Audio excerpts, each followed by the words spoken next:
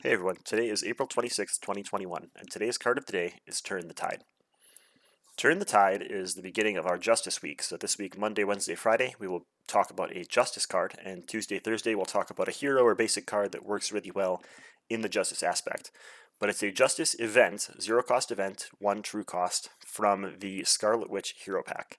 And it reads, Response, after your hero thwarts and removes all threat from a scheme, deal 3 damage to an enemy. You must remove the last threat from a scheme, but it pushes your hero win condition in a aspect that really struggles that. Justice really struggles at damage. You have to rely on your hero cards for it. This is a great way to create a positive experience when you do what Justice wants to do and really push through to your win condition as a hero. So I think it's a really, really good card that hasn't been around quite long enough for people to see how great it is yet. It's really good when heroes want to maintain low threat on a main scheme or defeat side schemes. So if you're a hero that's trying to snipe side schemes away using lots of thwarts, this will be really powerful. And if you're a hero that sort of keeps the threat pretty low, that's your job every turn is just reduce that threat to 0. This can just turn into a 0 cost card that says deal 3 damage to an enemy, which I think everybody would include in every deck ever. So what are some combos we can do with Turn the Tide? I put 4 Justice cards in here. So first, I mentioned that you can do this on any scheme, you just have to reduce the scheme to 0 threat, but this also works on side schemes. So if you get a Skilled Investigator out, and maybe you put Followed on a side scheme, if you thwart and remove that last threat, you're going to be able to draw a card from Skilled Investigator, deal 4 from Followed, and then deal 3 more from the Turn the Tide in your hand, basically drawing a card and dealing 7 damage for something you probably want to do anyway. Awesome. I think Counterintelligence can work pretty well with Turn the Tide. Counterintelligence, when any amount of threat would be placed on the main scheme, discard Counterintelligence to prevent 3 of that threat. You are not forced to use Counterintelligence. It sits in play until the opportune moment, so you can leave it out there until you draw Turn the Tide in your hand, cancel some threat to keep the threat really low on the main scheme, so hopefully you can reduce it to 0 and have a higher chance of triggering your Turn the Tide.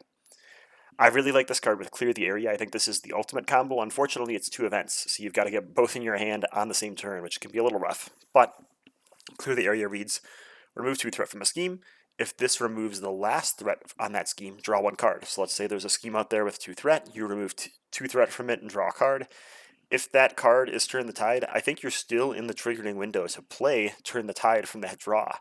So it's a pretty sneaky combo that can be really, really powerful. You're removing threat, drawing cards, dealing damage, doing all of the good things except for mitigating damage somehow, which maybe you're doing by killing a minion, who knows.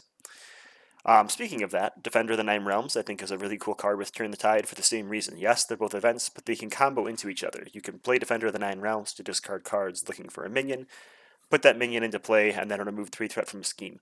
If that 3 threat finishes the scheme off, and before you even do that, when you finish the left half of the arrow as Thor, you're going to draw 2 cards. Maybe you draw Turn the Tide before you remove that 3 threat.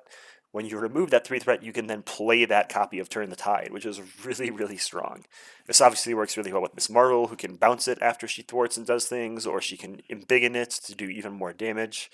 I think it works well with Captain Marvel. Crisis Interdiction is a really powerful card once you get Ariel for sort of maintaining low levels of threat on lots of schemes. So you can keep threat levels really low and then defeat schemes or clear them when you have Turn the Tides in your hand to just push more damage. Coincidentally, both Thor and Captain Marvel really like energy resources, which Turn the Tide provides, so just more power, more bang for your buck. So some rules mistakes and common misperceptions with this card. It does not have to be when a side scheme is defeated. So you can do this when you clear the main scheme, but it does require your hero to thwart. So based on the new U rulings, you're not going to be able to use Beat Cop or Surveillance Team to clear a scheme and use Turn the Tide. Likewise, ally thwarts don't count. It's when your hero thwarts and removes all the threat. So you really need to focus on your hero or an extension of your hero doing this.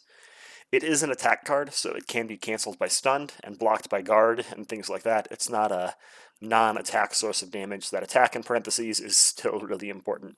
And it's got some pretty sweet flavor text. So that wraps up the card of the day video for today. You can tune in the rest of the week for Justice and Thwarty-like cards as we continue this weekly routine of switching through the aspects.